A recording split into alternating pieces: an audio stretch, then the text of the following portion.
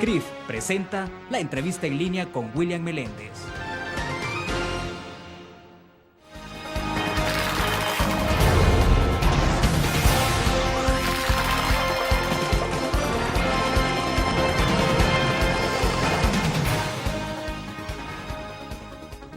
Buenos días, hoy es martes 5 de junio, soy Luis Laínez, subjefe de información de la prensa gráfica en sustitución de William Meléndez, que se encuentra en una misión fuera de El Salvador.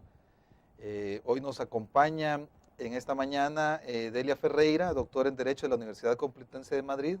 También ella es consultora en temas institucionales y de gobierno y viene a hablar al país un poco sobre el tema de transparencia en financiamiento de partidos públicos y transparencia en general del gobierno. Delia, muy bien, sea bienvenida a la prensa gráfica y la entrevista en línea. Gracias por la invitación.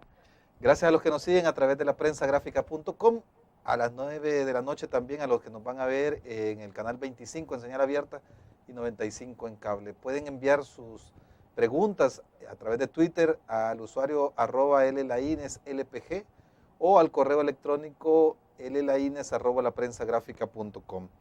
Delia, quisiera hablar con usted un poco sobre el tema de la razón por la que ha venido El Salvador. Ha sido invitada por Aliados por la Democracia. Viene a dar, ha hecho una reunión un tanto privada, pero mañana entiendo que, más tarde va a disertar en transparencia en el financiamiento de los partidos políticos. Mañana hay un foro público, sí. Cuéntenos un poco sobre este foro, ¿cuál es el objeto de hacer esta...? En general, la preocupación está orientada a aprovechar la ocasión de haber terminado un proceso electoral para introducir algunas reformas en el tema de la regulación del financiamiento de la política, es decir, de dónde vienen los fondos, en qué se utilizan y cómo se controlan.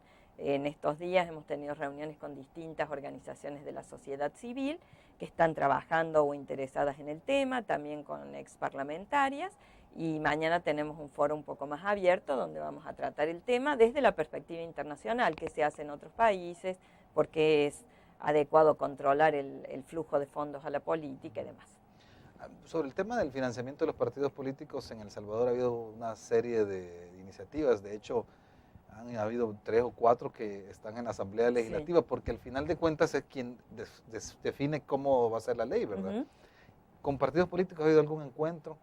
No, con las organizaciones partidarias no he tenido todavía, no sé si en mi agenda está prevista porque no la manejo yo, pero de todas maneras esta es solo la primera visita de una serie, así que es muy probable que también nos reunamos con los partidos orgánicamente hablando. Sí he tenido reuniones con una asociación de ex parlamentarias y parlamentarias que, son representantes de partidos, así que... Es con Asparlexal, me imagino. Con Asparlexal, exactamente. Sí, tienen bastante incidencia en la Asamblea. Ellos tienen incluso un espacio dentro de la Asamblea Legislativa. Tienen un bloque de mujeres, sí. Y un bloque de mujeres que ha estado un poco activo estos días luego de una denuncia, no sé si lo ha visto en estos días, de un diputado que está detenido en estos momentos por violencia doméstica. Ah, no sabía. Entonces ha visto a las parlamentarias bastante activas en ese sentido, y aunque hay una condena muy amplia de todos los diputados. Claro. Pero en el caso, por ejemplo, en El Salvador tuvimos un cambio de gobierno, venir de Arena, de 20 años con la derecha, luego viene el Frente, con Mauricio Funes, un gobierno más amplio, no estrictamente del FMLN, pero en el caso de financiamiento de los partidos públicos ha habido un estancamiento. En el caso de la transparencia ha habido un pequeño avance con la aprobación de una ley. De acceso a la información pública. ¿Cómo lo ve usted eso? Mire, la ley de acceso a la información pública es una herramienta esencial para el gobierno abierto en cualquier país de que se trate y más allá de lo que es el financiamiento de la política. La ley de acceso a la información pública es un instrumento que hace al derecho de los ciudadanos a poder acceder a la información pública, a la información del Estado, y a raíz de eso poder controlar la gestión de sus dirigentes y de sus representantes. En Latinoamérica la mayoría de los países ya tiene su ley de acceso a la información pública, así que es una muy buena noticia que también El Salvador la tenga. Ahora, como en muchas de estas herramientas, lo importante es utilizarla después. No todo se acaba con tener la ley. Una vez hecha la ley, ahora hay que utilizarla hábilmente. Los medios son sin duda uno de los usuarios más importantes de este tipo de herramienta, y también la ciudadanía y las organizaciones de la sociedad civil tienen que prepararse para sacarle el máximo provecho. Por ejemplo, una de estas organizaciones que es precisamente con la que usted ha venido de Aliados por la Democracia, es una asociación muy variopinta, ¿va? Hay gente desde ex FMLNistas, ex precandidatos presidenciales de Arena, e incluso exministros del que fue también gobierno de Arena. ¿Cómo ve esta unidad de gente tan disímil? Mire, más que la procedencia política, lo que importa es un espacio de la sociedad civil multipartidario donde las personas están interesadas en objetivos del bien común y pueden generar consensos en torno a algunos principios básicos que hacen a la calidad de la democracia. Según tengo entendido, la alianza en total cubre 126 organizaciones de distinto tipo. Había universidades, asociaciones profesionales, ONGs de activismo cívico, en la reunión que tuvimos el otro día. O sea, gente de muy distintos sectores, de muy distinta ideología, pero reunidos en torno a un objetivo común. Bueno, vamos a hacer una pausa en estos momentos, ya vamos a regresar y tal vez vamos a hablar un poco sobre financiamiento y vulnerabilidad. Ya regresamos.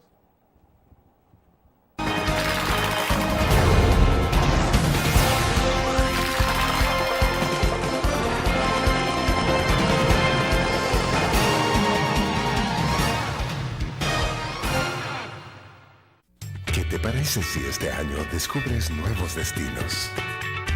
Alcanzas tus metas. Manejas nuevos triunfos sin más preocupaciones. Cuenta con nosotros para lograr todas tus aspiraciones. Los créditos de la Agrícola te acompañan para que puedas crecer hasta donde te lo has propuesto. Solicítalos al 2210-9800 en bancoagricola.com o en agencias. Banco Agrícola.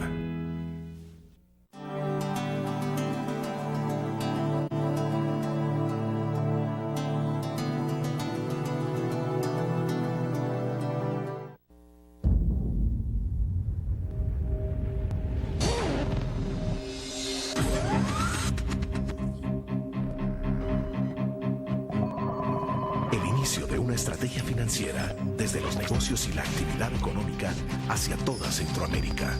El Economista Regional, una revista especializada donde encuentras el panorama empresarial y los principales movimientos financieros. El Economista, el modelo regional de información económica.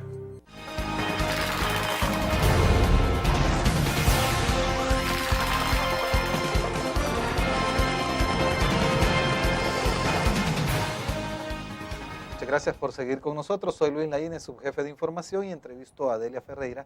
Ella es una consultora en temas institucionales y de gobierno y además doctora en la Universidad Complutense en Madrid en Derecho. Quería preguntarle también el tema, le decía antes, sobre el financiamiento y vulnerabilidad que puede haber en los partidos políticos, sobre todo la penetración de campañas, no solo del crimen organizado y narcotráfico, sino que también de otros sectores.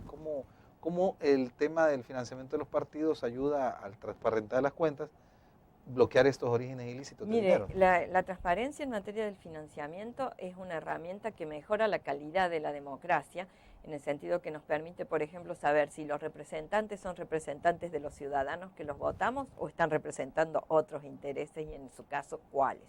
Sirve también para tratar de prevenir y de evitar los casos de corrupción o de captura del Estado, porque tanto la corrupción como la pretensión de capturar las decisiones políticas del Estado necesita un ambiente de secreto, de opacidad, de manera tal que si uno pone los focos y permite saber quién está detrás de cada quien en la política, hace más difícil la corrupción y aumenta los costos de quienes se arriesgan en este tipo de iniciativas. Y además nos permite una cosa muy importante, que es tener elementos para valorar la gestión de gobierno una vez que han pasado las elecciones. No es un tema que se agota en la elección con una curiosidad de a ver cuánto gastó cada candidato o quién le puso el dinero, sino que nos sirve después para saber si X empresa gana una licitación, por ejemplo, si la ganó porque era la mejor empresa, ofreció el mejor precio, o si le están devolviendo un favor de campaña, si están entrando en una relación de quid pro quo, te doy para que me des. Y con los datos de quién financió la campaña, uno puede, a lo largo de una gestión de gobierno, cualquiera que sea el que gane, controlar cómo va tomando las decisiones de gobierno. Bueno, en caso, digamos, en otros países, por ejemplo, en el caso de Colombia fue famoso Sí. Los paramilitares, Ujú. incluso Y antes el narco. y el narco financiando campañas. Exactamente. Pero se ha ido, digamos, deteniendo precisamente al transparentar las cuentas de los políticos. Sí, son importantes dos cosas. Dar difusión a el movimiento financiero, el origen de los fondos y el destino de los fondos. Es importante también dar difusión al monto que se maneja en una campaña y una vez que se ha hecho esta difusión es necesario también controlar, auditar y aplicar las sanciones correspondientes. Uno de los ejes de cualquier legislación en materia de financiamiento de la política son las sanciones, el aspecto sancionatorio. Y esas sanciones tienen que ser razonables y efectivas, es decir, debe luchar contra la impunidad que muchas veces se advierte en algunos países en este sector. Para lo cual es necesario crear organismos de control que sean independientes desde el punto de vista político, que tengan recursos, infraestructura y capacidad para controlar y que tengan las competencias jurídicas para poner en marcha ese control. Pero, por ejemplo, si son electos por los diputados, perdón, por los políticos, estos organismos, ¿cómo pueden serlo? Porque hemos tenido problemas, por ejemplo, en El Salvador, que dice, tenemos lo que le decía, varios proyectos de ley de partidos políticos, pero como son los políticos los que al final de cuentas tienen que aprobarlo, siempre hay largas, que de repente hay un financiamiento de la AID para hacerlo, luego es el BID, luego es Banco Mundial, luego, etcétera. Pero no hay aprobación. Bueno, el tema es un tema que sucede en todas partes del mundo. Como para esto hace falta una ley y quienes están en el Parlamento son políticos electos por la ciudadanía, es un caso de autorregulación, porque son ellos mismos los que dictan las reglas a las que después se van a tener que someter. Ese es un problema en la regulación del financiamiento de la política. En cuanto a la independencia de los organismos de control, lo que hay que tratar es que esos organismos no estén partidizados. Eso hay mecanismos de técnica legislativa y de diseño institucional que se usan en muchas partes del mundo, que tienen que ver con cómo se nombra a los miembros de estos organismos de control, cómo se los remueve, qué estabilidad tienen, y apuntando a garantizarles que no dependan de la voluntad política del poderoso de turno, sino que puedan libremente y autónomamente aplicar la ley, que es en última instancia lo que caracteriza al Estado de Derecho. Pero recientemente también hemos visto que no solo el crimen organizado o el narco podrían penetrar campañas, sino que también poderes extranjeros. Por el caso de China, hizo grandes donaciones a candidatos en Estados Unidos, por ese lado, y en Sudamérica hemos visto la influencia de Chávez, por ejemplo, en varias campañas. Sin duda. Entonces, al final de cuentas también tiene que ver un poco con autonomía interna de los países, o sea, autodeterminación de los pueblos. Exacto, por eso es importante tener una buena regulación del financiamiento de la política y de los partidos políticos en general. Fíjese que si hay una característica común en las legislaciones en materia de financiamiento de la política es la prohibición de los aportes por parte de empresas o gobiernos extranjeros o incluso personas físicas extranjeras. Por lo mismo que usted decía, la autonomía y la soberanía de los países para decidir su destino, sus decisiones económicas, su orientación en general. Vamos a hacer una nueva pausa. Al regreso vamos a hablar sobre el tutelaje internacional, cómo desde afuera los países pueden también recibir no solo la presión, sino también mostrarles el camino para hacer estas reformas. Ya regresamos.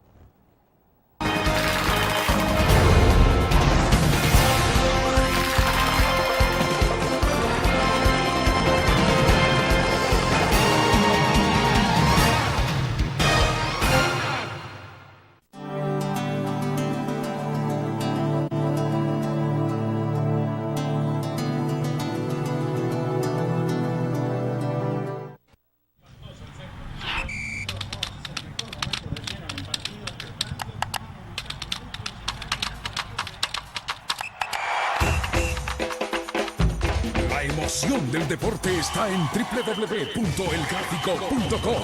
Ingresa al nuevo escenario deportivo y descubrí toda la pasión del deporte. Fotos, videos, fichas y resultados de las mejores ligas del mundo. Elgráfico.com. Conectados por deporte. La revista más innovadora y moderna de todos los tiempos. Única en su estilo, creativa. Un espacio exclusivo y reservado de entretenimiento y diversión, llevada al máximo. Blur. Time Out, Movie, lo mejor de la cartelera. Art. Shopping, la guía de la moda. Go, viajes cortos fuera de la ciudad. Blur.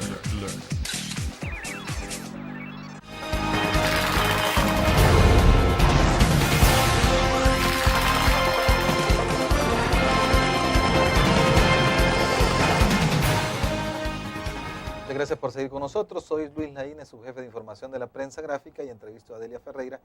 Ella es doctora en Derecho de la Universidad Complutense de Madrid y es analista en temas institucionales y de gobierno. Vamos a hablar un poco sobre el tema de la observación internacional. Si bien es cierto, lo más patente que vemos en este tema es, por ejemplo, las misiones de observadores de la OEA. Pero ¿cómo desde afuera se puede ayudar a un país a dar estos pasos en las direcciones correctas en el tema de transparencia? Mire, más allá de las misiones de observación, que no solo las tiene la OEA, sino otros organismos internacionales también, que dejan recomendaciones o hacen evaluaciones de cómo se desarrollaron los procesos, hay organizaciones de la sociedad civil que han formado estructuras internacionales. Por ejemplo, Transparency International, en este punto en particular, que es una organización de cuyo board soy miembro, con sede en Berlín, y nosotros tenemos capítulos en más de 100 países del mundo, y además tenemos miembros individuales que a veces representan incluso a otros países. Y uno de los temas que nosotros trabajamos es una organización para la lucha contra la corrupción. Uno de los temas que se trabaja muy activamente es el tema de la transparencia en el financiamiento de la política, por las repercusiones que esto tiene en todo el fenómeno de corrupción y por la ayuda que se puede dar para mejorar la calidad de la democracia, aplicando mecanismos de transparencia en esta relación dinero y política. Y desde estas organizaciones de la sociedad civil, como Transparency International, de la que funde, por ejemplo, es capítulo aquí en El Salvador, se crean herramientas de monitoreo, se contribuye a la labor legislativa, se hacen análisis de situación comparada entre los distintos países, así que se puede hacer mucho desde la sociedad civil incluso. Bueno, ya que toca el tema del capítulo nacional de Amnistía Internacional... De Transparency International. Perdón, es cierto.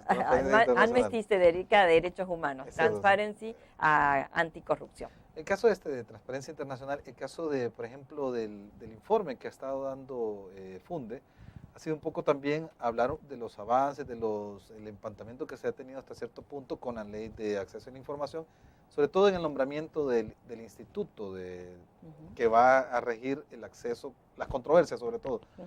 Esta parte, ¿cómo lo han visto en Transparencia Internacional? Bueno, yo no conozco ese informe de Funde, así que no le podría decir al respecto, pero una de las cosas que hacen nuestros capítulos es evaluar cómo se usan y cómo funcionan las distintas herramientas que se van creando para mejorar el acceso y la apertura del gobierno. Así que confío en que Funde habrá hecho una evaluación razonable de la situación aquí en El Salvador.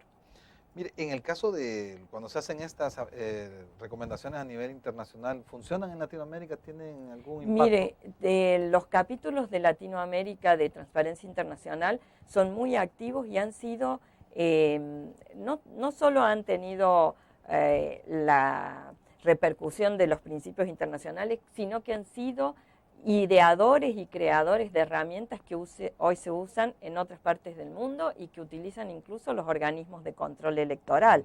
Por ejemplo, el monitoreo del gasto en publicidad durante las campañas fue una iniciativa del capítulo argentino de Transparencia Internacional, que empezó a desarrollar esa tecnología del monitoreo de publicidad que hoy se usa en muchos países y que muchos organismos electorales han adoptado para sí.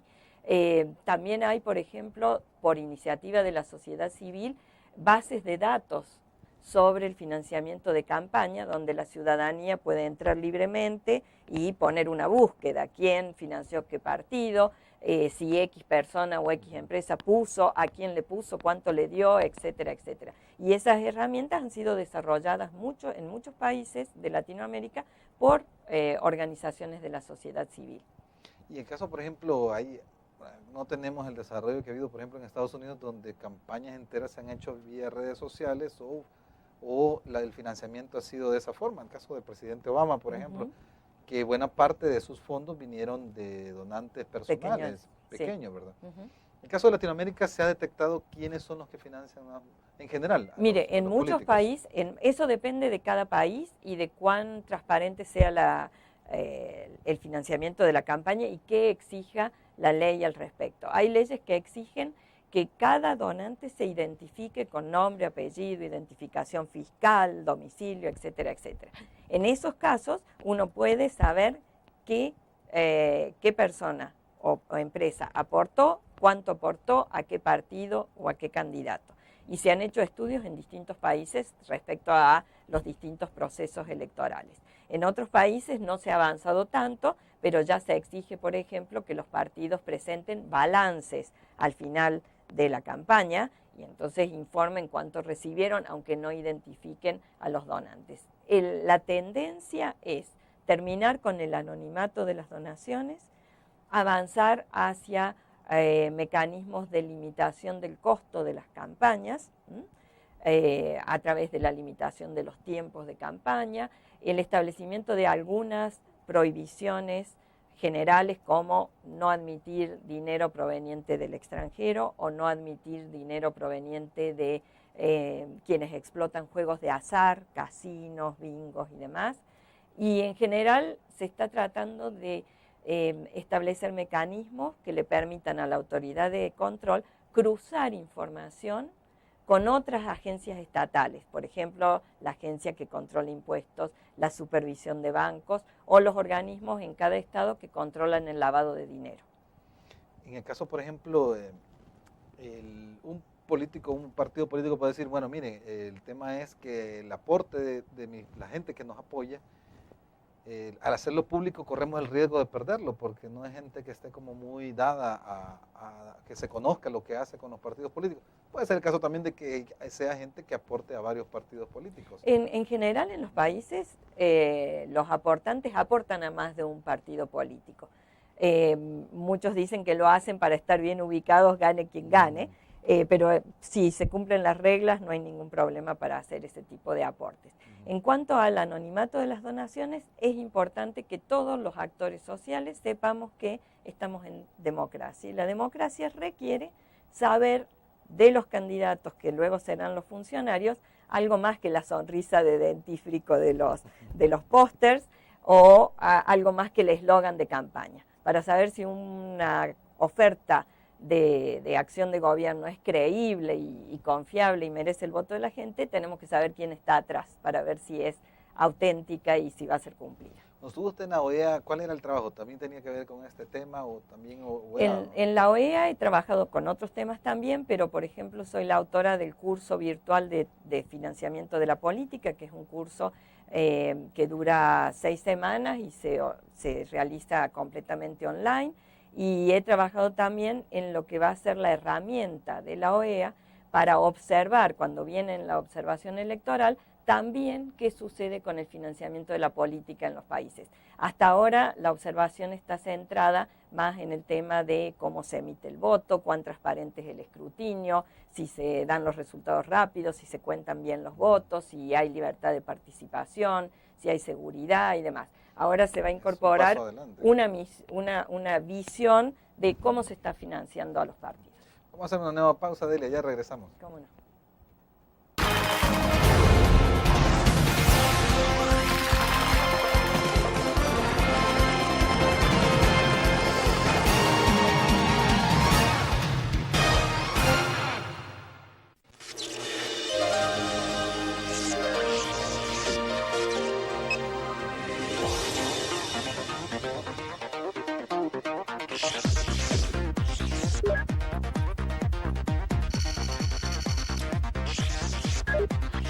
Estimulamos tus sentidos para que leas, veas, escuches e interactúes con la verdad.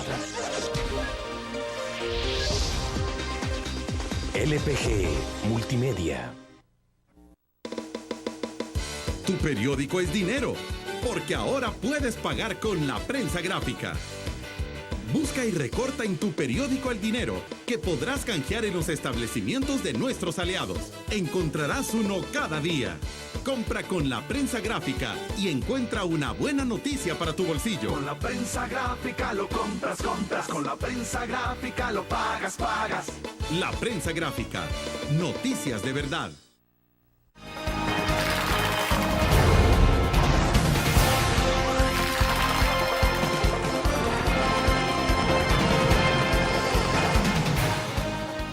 Gracias por seguir con nosotros a través de la prensagráfica.com, canal 25 en señal abierta a las 9 de la noche. Estoy entrevistando a Delia Ferreira hablando sobre el tema de la transparencia y el financiamiento de los partidos políticos. Quisiera hablar un poco también el tema del reto mismo de la transparencia. Es un reclamo histórico en las sociedades latinoamericanas y en todo el mundo. No se puede evitar en estos tiempos por los reclamos ciudadanos, pero ¿qué gana un gobierno, por ejemplo, cuando es transparente? Bueno, un gobierno gana que su ciudadanía puede confiar en que está haciendo las cosas bien porque lo está controlando.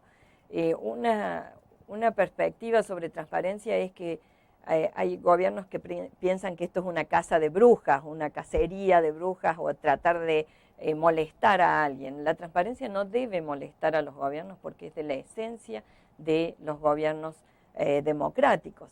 La publicidad de los actos de gobierno es uno de los principios básicos de cualquier república, de manera tal que lo único que estamos pidiendo es que ese presupuesto se haga efectivo y que se apliquen todas las herramientas que hoy ofrece la tecnología para hacer cada vez más partícipes a los ciudadanos de la decisión de quienes legítimamente han sido electos. Han sido electos para administrar en nombre de la ciudadanía y como en cualquier mandato, quien da el mandato para ser gobernado, para que alguien lo represente, tiene derecho a controlar qué es lo que esa persona está haciendo, con el presupuesto público, con las decisiones públicas. Es decir, los obliga a ser mejores también, ¿verdad? Obviamente que los obliga a ser mejores. Y a nivel general, ¿ve usted que hay decisión de los políticos que están en el poder a ser mejores? Yo creo que hay una tendencia a aceptar estos mecanismos de transparencia. Fíjese usted la recientemente creada Asociación por el Gobierno Abierto, que ha sido propuesta o liderada por la presidenta Rousseff de Brasil, para generar mecanismos de apertura a todas las decisiones del gobierno. Esto va más allá que la transparencia en el financiamiento o las campañas electorales.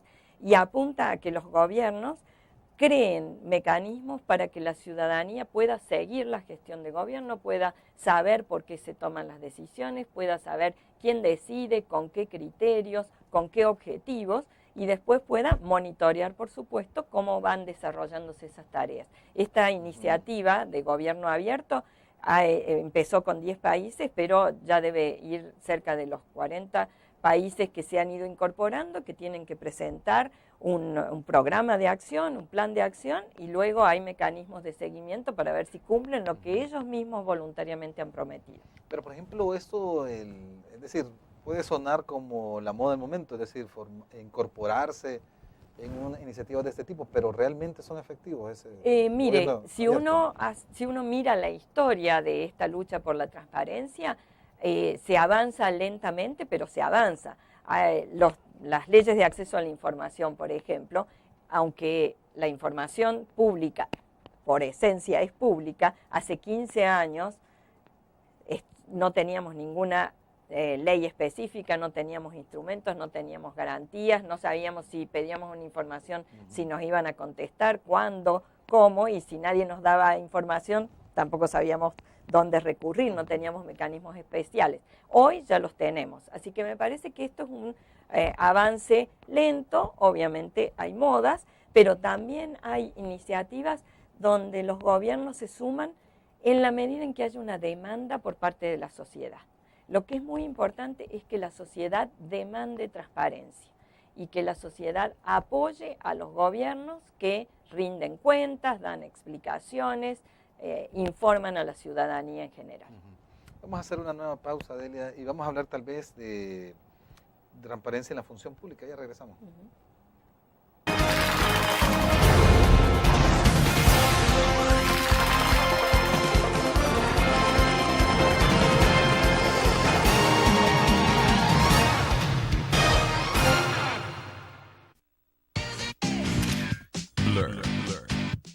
La revista más innovadora y moderna de todos los tiempos. Única en su estilo, creativa. Un espacio exclusivo y reservado de entretenimiento y diversión, llevada al máximo. Blur. Time Out, Movie, lo mejor de la cartelera. Art. Shopping, la guía de la moda. Go, viajes cortos fuera de la ciudad. Blur. Tu periódico es dinero, porque ahora puedes pagar con la prensa gráfica. Busca y recorta en tu periódico el dinero que podrás canjear en los establecimientos de nuestros aliados. Encontrarás uno cada día. Compra con la prensa gráfica y encuentra una buena noticia para tu bolsillo. Con la prensa gráfica lo compras. Con la prensa gráfica lo pagas. La prensa gráfica. Noticias de verdad.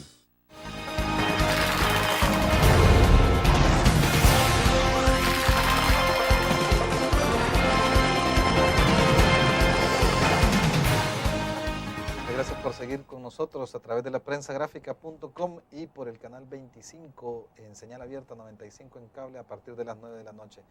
Estamos hablando sobre transparencia y financiamiento de los partidos políticos. Y Delia, usted ha visto la ley salvadoreña. Ha habido, por ejemplo, el caso de Aliados por la Democracia, reclama que es muy restrictiva, que dejó en demasiada discrecionalidad el decretar información confidencial para restringir su acceso.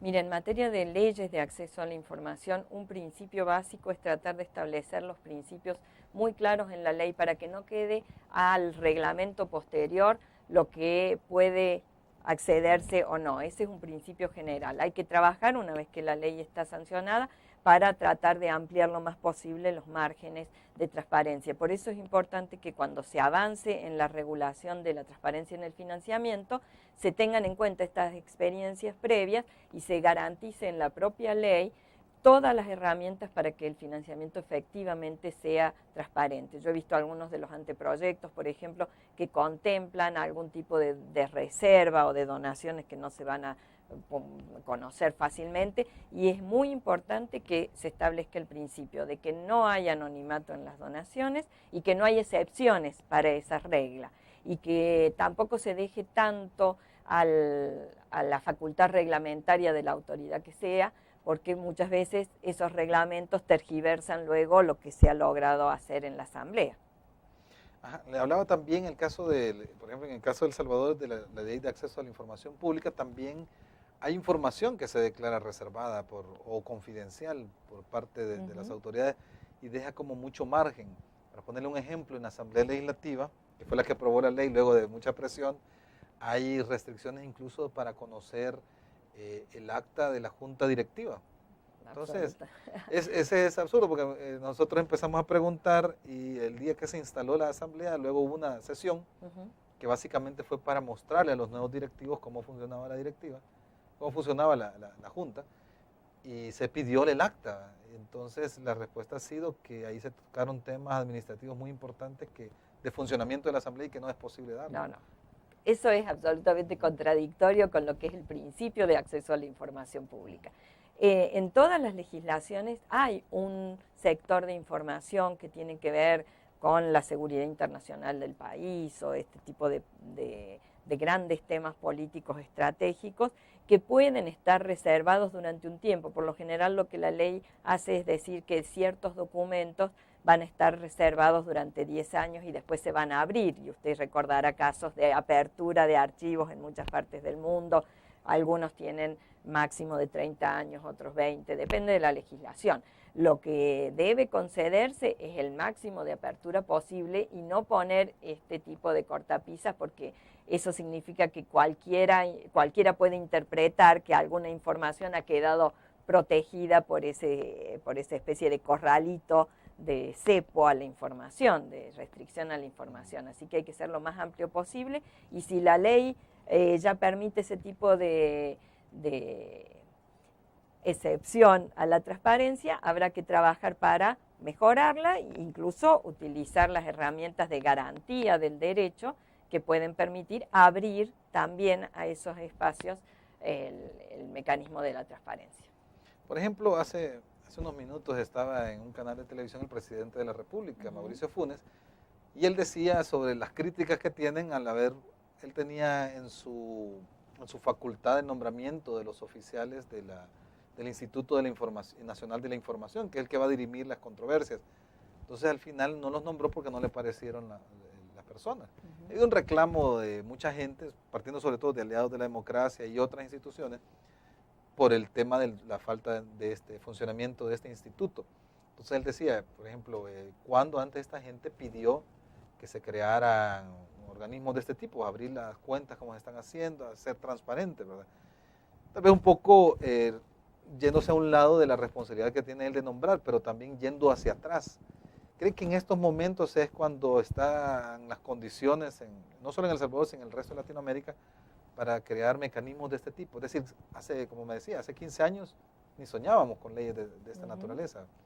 Pero están las condiciones ahora. En Latinoamérica están y se está trabajando. Esta es mi primera visita a El Salvador, así que la verdad que no había escuchado estas declaraciones del presidente y no conozco la realidad o la historia salvadoreña en este punto, pero en Latinoamérica y en el mundo entero están dadas las condiciones y es un proceso gradual en el que hemos reconocido que los ciudadanos tenemos derecho a la información pública, los funcionarios van reconociendo que tienen la obligación de responder a las inquietudes de los ciudadanos y se van creando los mecanismos de acceso. En algunos países todavía se trabaja con el mecanismo clásico que era presentar una nota pidiendo la información, esperar 10 días y demás.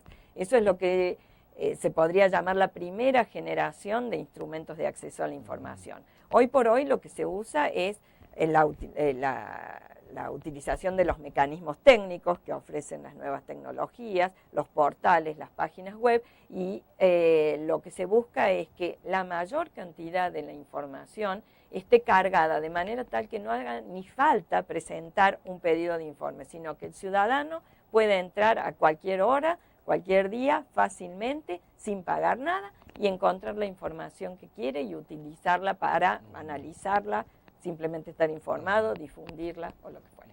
Vamos a una nueva pausa, ya regresamos. Bueno.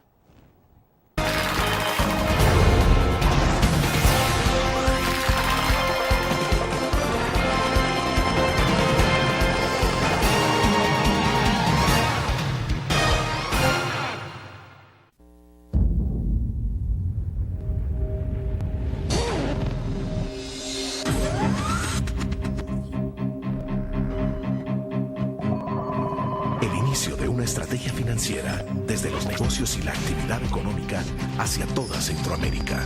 El Economista Regional, una revista especializada donde encuentras el panorama empresarial y los principales movimientos financieros. El Economista, el modelo regional de información económica.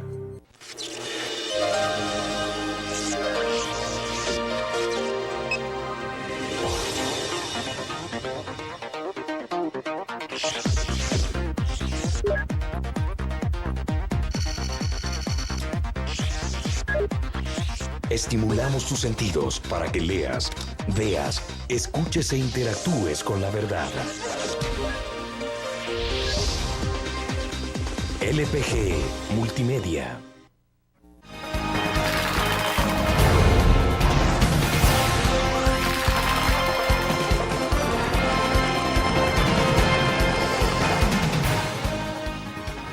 Gracias por seguir con nosotros. Soy Luis Laínez, su jefe de información de la prensa gráfica, y entrevisto a Delia Ferreira, ella es una experta en financiamiento de partidos políticos y transparencia. Un poco sobre la transparencia en la función pública. De hecho, usted ha trabajado con funcionarios públicos en Argentina, con diputados, senadores. ¿Cómo fue trabajar con funcionarios los que normalmente se les exige ser más transparentes que el resto?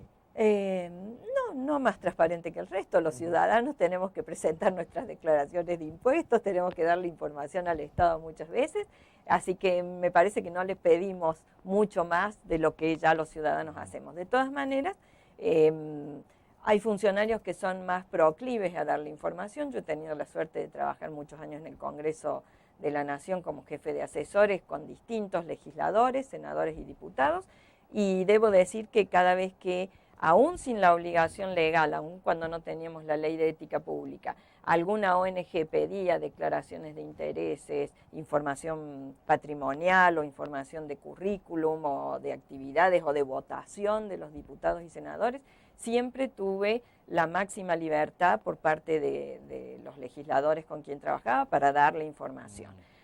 No todos actuaban igual, pero tampoco hay que demonizar la política y creer que todos los políticos son malos o que están en contra de los ciudadanos y no quieren informar. Hay mucha gente muy bien intencionada en política, muy bien formada y que comparte estos principios. Así que creo que es cuestión de que la ciudadanía y los políticos nos vayamos educando en que esto no es contra nadie, sino a favor de una mejor democracia para todos. Mire, en el caso, por ejemplo, ya que toca el tema de esta educación, en caso de El Salvador tuvimos las últimas elecciones de marzo con un experimento que fue, luego de un fallo de la Corte Suprema, utilizar los rostros de los candidatos en las papeletas. Entonces hubo una votación un poco más directa, aunque las listas estaban bloqueadas, solo se podían elegir entre los miembros de un partido, no mezclarlos. Hubo ese experimento, entonces hubo una mayor identificación. El caso es de que le decía que fue un experimento porque era una ley transitoria. Todavía falta evaluar el impacto. Sí, no, y además la presión de los ciudadanos para que esto se convierta en una ley permanente para las próximas elecciones. Sin embargo, lo que hemos visto en el caso de El Salvador es que la Asamblea Legislativa, le decía que es de los más transparentes en el sentido que, porque sus sesiones son abiertas, las sesiones plenarias son abiertas públicas, al público, sí. Hay periodistas, se transmiten incluso por televisión. La Asamblea tiene como más opiniones negativas, precisamente porque se ve lo que hacen. ¿va? Pero, por ejemplo, en otros órganos de Estado, no hay esa apertura. Por ejemplo, el Consejo de Ministros, no sé si es aquí igual que en el resto de países, pero es cerrado. O las sesiones de la Corte Plena. Sí, y esto explica, usted dice bien, los congresos están más expuestos en general. Y eso explica en parte que son los organismos que menos confianza generan en la ciudadanía. Si uno analiza el Latino Barómetro, que es una encuesta de confianza en las instituciones que lleva ya 12 o 15 años funcionando, va a ver que los congresos siempre están en la última posición. Y esto se debe no solo a la exposición pública, sino que al ser organismos colectivos, tienen una dinámica que supone debate, deliberación, estar en distintas posiciones porque representa multipartidariamente, entonces dan la sensación de ser un espacio político más desorganizado o de más pelea que otros que directamente a los que no se puede acceder, y además se supone que en un gabinete o en un gobierno hay unidad de color, por lo menos habrá unidad de objetivos generales, así que tienen otra imagen hacia la ciudadanía.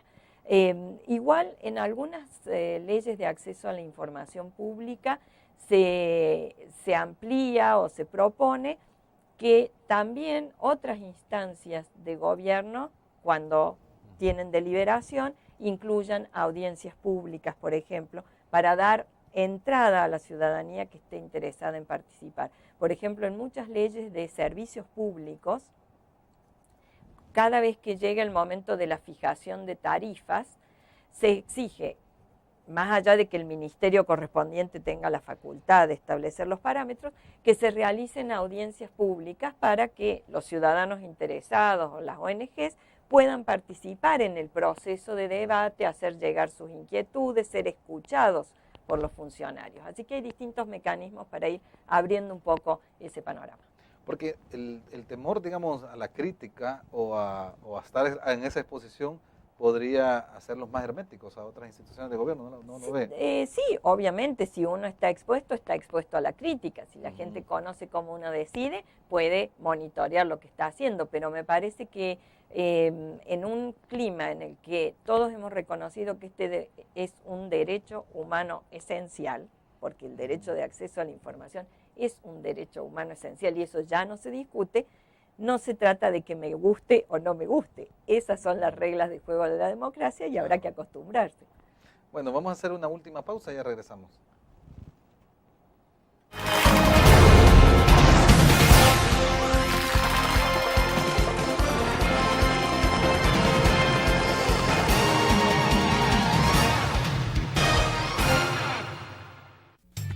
parece si este año descubres nuevos destinos? Alcanzas tus metas. Manejas nuevos triunfos sin más preocupaciones. Cuenta con nosotros para lograr todas tus aspiraciones. Los créditos de la Agrícola te acompañan para que puedas crecer hasta donde te lo has propuesto. Solicítalos al 2210-9800 en bancoagrícola.com o en agencias. Banco Agrícola.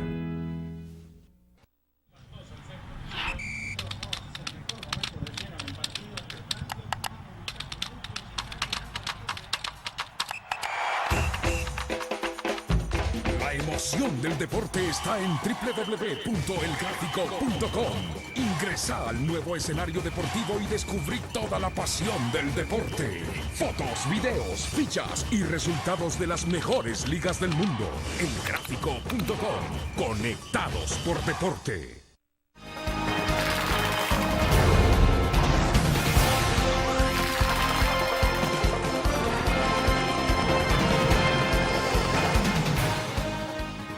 Gracias por seguir con nosotros a través de la prensagráfica.com. Soy Luis Laínez, su jefe de información de la prensa gráfica. Entrevisto a Delia Ferreira. Hablamos sobre las formas de cómo hacer transparentes a otras instancias de gobierno. Decía, hay experiencias en otros países. Nosotros, por ejemplo, en El Salvador, tenemos el caso de la Corte Suprema de Justicia. Hay muchas instituciones que la ponen como un ejemplo por cómo las últimas resoluciones de valentía.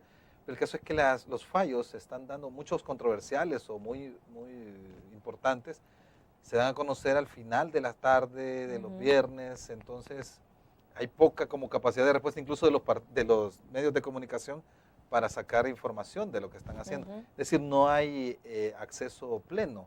¿Cómo, digamos, instituciones como el órgano judicial pueden también transparentar sus acciones? Bueno, en el órgano judicial en realidad hay un principio que dice que los jueces hablan por sus sentencias, de manera tal que, sin perjuicio de que la justicia debe informar cómo está actuando, no necesariamente eso supone que debe deliberar en público, sobre todo cuando se deciden sentencias a nivel de la Corte Suprema. Lo que es muy importante es que las decisiones sí sean rápidamente comunicadas a la ciudadanía. Aún en esa instancia, por ejemplo, la Corte Suprema Argentina ha creado por decisión propia, no es necesario tener una ley para eso, ha generado mecanismos de participación ciudadana antes de decidir. El momento en que se sientan a debatir, ese sigue siendo un momento reservado de los miembros de la Corte, antes de dar su fallo. Pero han incluido, por ejemplo, en los temas que tienen que ver con protección del medio ambiente, que llegan a la Corte Suprema, incluido la Corte Argentina, espacios en que convoca a la ciudadanía interesada, a las organizaciones que trabajan en esos temas y escucha las presentaciones. El Pleno de la Corte escucha presentaciones de alguien que no es parte en el conflicto, para ampliar su llegada, y esas audiencias son públicas y se transmiten por televisión. Entonces son mecanismos de apertura. Cada país, en esto no hay recetas. El principio es la transparencia, el principio es que tenemos un derecho humano a acceder a la información. Cada país tiene que armar dentro de sus tradiciones, su diseño institucional, su organización constitucional, debe armar los caminos adecuados para poner en marcha el derecho. Hace poco me decía que el tema de que al ser transparentes obliga a los funcionarios a dar cuenta de cómo se usan los fondos públicos, pero también le hace las cosas más difíciles a la corrupción. ¿Cree que el combate a la corrupción y la transparencia debe ir acompañado también de penas más fuertes para los corruptos? Sí, más que penas más fuertes, porque en muchos de nuestros países tenemos penas fuertes en los códigos penales. El problema es que esas penas no se aplican. Lo que tenemos que terminar es con la impunidad. Digo en general, no conozco la situación aquí, pero en general, en muchos países lo que sucede es que un escándalo es seguido por otro escándalo, y hace que nos olvidemos del anterior, y con los años uno dice, pero ¿y qué pasó con aquel funcionario que fue acusado de tal cosa? Y la causa prescribió, no se siguió investigando, no se encontró nada, y en materia de corrupción es difícil encontrar pruebas, porque nadie da un recibo de una coima o de un soborno. Entonces, Lo que hay que hacer es garantizar que la justicia pueda trabajar, que los tiempos sean razonables y que las sanciones que están previstas en la ley se apliquen. Si no se tienen sanciones suficientemente fuertes, habrá que crear las sanciones adecuadas. Las sanciones son un elemento central en esto, pero más que las sanciones, que no alcanzan solas, hace falta los mecanismos para aplicarlas. Por ejemplo, el caso de, si uno ve para atrás, también puede pensar que se pueden hacer mucho más fuertes los filtros para elegir funcionarios. Es decir, si hay alguien que tenga, digamos, proclividad a algo por sus antecedentes, no se le va a poner en una actividad donde pueda usufructuar, por ejemplo, del Estado. Los filtros para los funcionarios es un tema que también debe estar en legislación aplicable. Sí, sin duda. La forma de nombramiento de algunos funcionarios debe incluir, y de hecho en muchos países incluye, un periodo en el que el nominado, digamos, es sujeto a un escrutinio público, entonces se publican el currículum, la declaración patrimonial, las actividades que ha estado desempeñando antes y se ponen a la luz para que haya un espacio en que quienes conozcan o deseen puedan plantear impugnaciones. Eso es muy frecuente cuando la designación no depende de un solo funcionario, sino que, por ejemplo, es propuesto por el Ejecutivo y requiere acuerdo del Senado para su nombramiento. Entonces hay un espacio donde se puede opinar. No todos los países lo tienen regulado, pero es una medida muy saludable. Y lo que tú mencionabas es el tema de los conflictos de interés. Para eso es que las leyes de ética pública exigen a los funcionarios la declaración de intereses. Eso supone decir cuál es su patrimonio, cuáles son sus compromisos económicos, dónde ha trabajado en los últimos 5 años, para ver si no estamos en un caso de puerta giratoria, en que salgo de la empresa y después voy al lugar donde se regula esa empresa y salgo del gobierno, de la oficina reguladora y vuelvo al sector. Esto genera compromisos o conflictos de interés. Por eso es bueno tener las declaraciones, tener un buen mecanismo de oficina anticorrupción que analice esto. Si se detectan posibles conflictos de interés, se resuelven. Eso está regulado en todas partes del mundo. Se pueden generar fideicomisos ciegos o cualquier mecanismo para prevenir el conflicto de interés. Y si no está el caso, por ejemplo, incluso famoso hace poco del que era gerente de Yahoo, ¿se acuerda? Que publicó en su currículo una licenciatura que no tenía y terminó en la calle. Creo que lo mismo le puede pasar a algunos si se ufana de cosas que no tiene. Bueno, en algún país de Latinoamérica están en un proceso ahora de nombramiento de un procurador general y en el currículum esta persona había puesto que había dado conferencias con Ban Ki-moon, el secretario general de la OEA. Y por supuesto, de la ONU, perdón, y la ONU dijo, no, este señor no ha dado ninguna conferencia. Entonces el funcionario dijo, sí, fue un error de tipeo. Puse disertante, quise decir asistente. Para eso es bueno tener estos espacios de ventana para que la gente pueda someter a escrutinio a estos funcionarios. Delia, se nos acabó el tiempo, pero muchas gracias por la entrevista. Ha sido muy amena, muy instructiva. Gracias. Y vamos a esperar que haya lleno en su disertación. ¿Verdad? Muchas gracias, ha sido un placer. Gracias, igualmente. Mucho gusto por tenerla con nosotros en la entrevista en línea. Mañana vamos a entrevistar a Roberto Angulo, es el jefe de fracción de Concertación Nacional. Vamos a hablar sobre el tema de elección de magistrados y los fallos que están pendientes. Muchas gracias.